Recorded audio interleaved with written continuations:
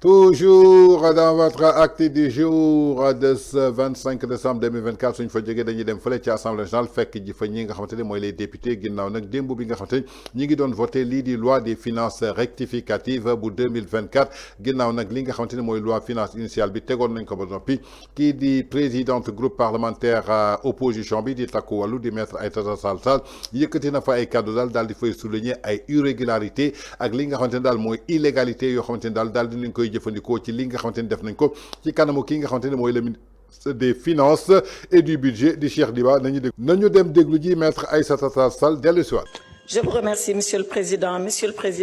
le ministre, honorables collègues. Monsieur le ministre des Finances, je lis la loi de finances rectificative.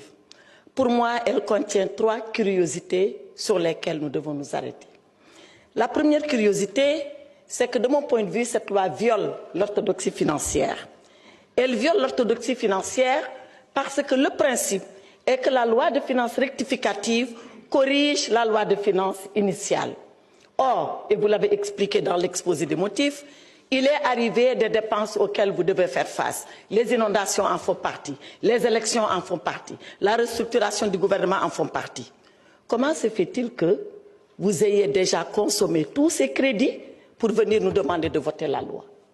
Il fallait d'abord voter la loi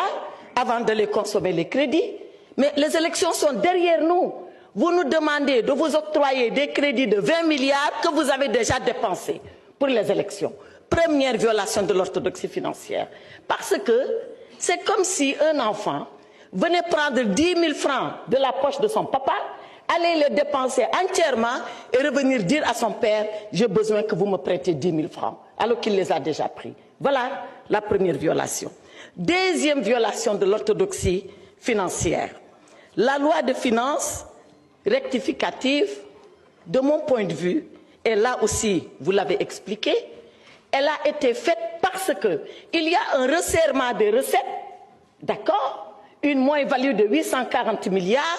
il y a un accroissement des dépenses, d'accord, un accroissement de 600 et quelques milliards, d'où un déficit de 1500 et quelques milliards. Mais alors, Monsieur le ministre, si nous devons resserrer les recettes, nous devons aussi resserrer les dépenses. Or, qu'est-ce que vous faites? À la page 25, je crois, du budget, vous dites exactement ceci. Sur le fonctionnement, vous consacrez dans la LFR 1676 milliards contre 1571 milliards. Vous êtes en train d'accroître les dépenses de 194 milliards. Pourquoi, alors que vous nous demandez de serrer la ceinture, vous augmentez ces dépenses qui sont des dépenses de fonctionnement? Pour que le peuple sénégalais sache, les dépenses de fonctionnement, c'est les dépenses de prestige pour votre confort, c'est les bureaux, c'est le matériel, c'est tout ce qui fait le confort du gouvernement. Donc, vous réduisez les recettes, vous dites que vous les diminuez et vous augmentez les dépenses. Ce n'est pas de l'orthodoxie financière. Et dans le même temps, vous réduisez les dépenses d'investissement. Voilà pourquoi Mamadou Mouridiaou à Matam, tous les chantiers sont arrêtés et c'est ici, dans la loi de finances rectificative. Pour finir, cette loi de finances que vous nous demandez de voter, elle est illégale. Elle est illégale parce que vous connaissez la loi organique qui encadre la loi de finances. Elle devait être présentée en cours d'exercice. Nous sommes à 4 jours ouvrés de l'exercice. 4 jours. La loi de finances, ce n'est pas avant l'exercice, ce n'est pas à la clôture de l'exercice, c'est pendant l'exercice. Et un député l'a dit ici, depuis que vous avez été mis en place 9 mois, pourquoi c'est seulement maintenant que vous présentez la loi de finances? En dehors des inondations, tous les autres facteurs, vous les aviez en main.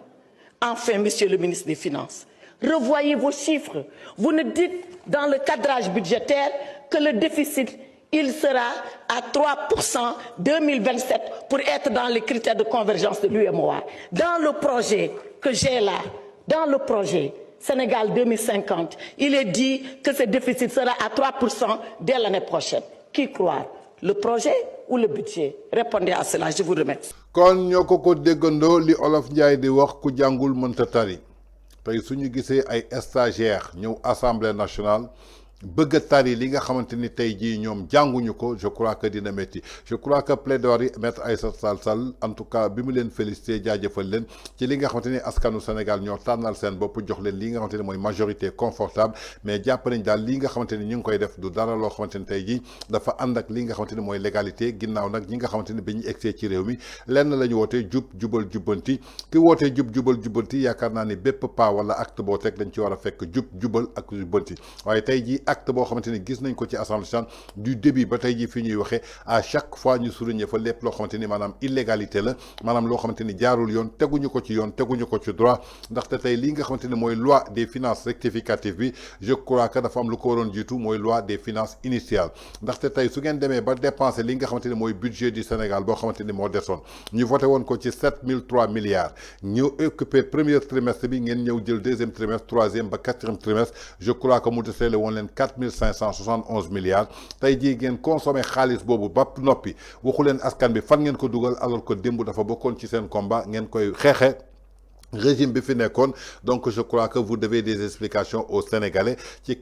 4571 milliards yi nga xamante ni dépensé ngeen ko gisuñu benn brique bi ngeen teg Sénégal gisuñu dund bu wàññeeku gisuñu courant bu wàññeeku gisuñu transport bu wàññeeku gisuñu lii di essence bu wàññeeku donc war nañu am ay explications jëmale ko ci Sénégalais yi ndaxte alalu askan bi la alalu Sénégalais yi tey su ngeen ñëwee ba programmer lii di élection ngeen def seen élection législative ba ñuy romb élection yi ba installé député yi ngeen ne dépensé ngeen 20 milliards ci élection yi alors que 20 milliards yooyu balaa ngeen koy dépenser da ngeen waroon woo député yi ñu voté leen li nga xamante ni mooy budget initial boobu mais ngeen lekk 20 milliards yi ba mu jeex tag ba ñu passé élection yi ngeen ñëw tey ngeen ne nañ leen accordel crédit 20 milliards jëmale ko ci élection yi nga xamante ni financé ngeen ko pare je crois que nag wax bu yanu maanaa nopp yi koy dégg war a wér wax bu yanuwul maanaa nopp yi koy dégg war a wér ni mu gën a yombee pour sénégalais bi nga xamante ni jàngul dafa mel ni tey ni ko Aïssata Tall Sall daal di expliquer nga ñëw fekk sa poche papa 10 000 francs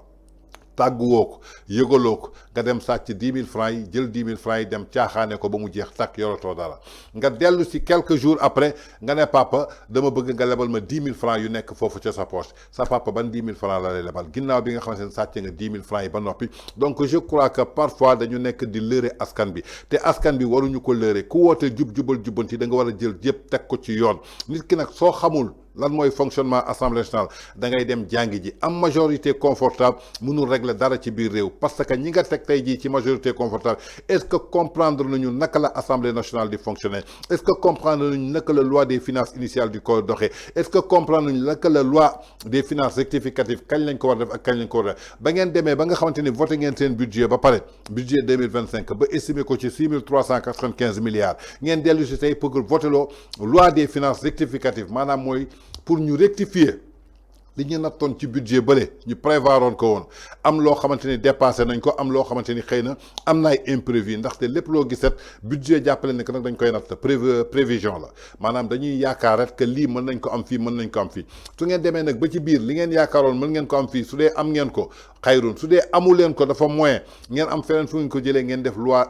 des finances rectificative rectifier li ngeen xamante ni amu leen ko woon fële ngeen mottali ko fële wala dugal ko fële mais li nga xamante ni consommé ko bare tàgguwu leen askanu Sénégal tàgguwu leen député convoqué wu leen li nga xamante ni mooy loi des finances initiales alors que dërëmu askan bi balaa ngeen koy génne député yi dañu war a taxaw ñu voté ko à l'unanimité sénégalais yëpp xam nañu voté nañu li 20 milliards yi ci élection yi lañ ko dugal tey lan moo mën a prouver sénégalais yi que élection yi 20 milliards ngeen ci dugal lan moo mën a prouver sénégalais que marché yi ngeen joxe wàllu imprimerie wàllu li nga xamante ni mooy bulletin yi isoloir yi est-ce que jaar na yoon est-ce que sénégalais yi def nañu appel d'offre boo xamante ni am nañ dara leeruñu ci kon tey yaakaar naa ne suñu bëggee wooteel jubal jubbanti dina métti trop ñu dugal ko suñu biir wopp ndaxte doxalin bi nga xamante ni gis nañu ñu koy doxali ne xaw ma ñàkk xam la wala ñàkk jub wala ñàkk jubal wala ñàkk jubanti la en tout cas muy une belle prestation boo xamante ni Aïssata Tall Sall présidente groupe parlementaire Takku Wàllu Sénégal daal dina ko fay indi nee naa leen xam-xam mooy tey assemblée nationale mais du wax ju bare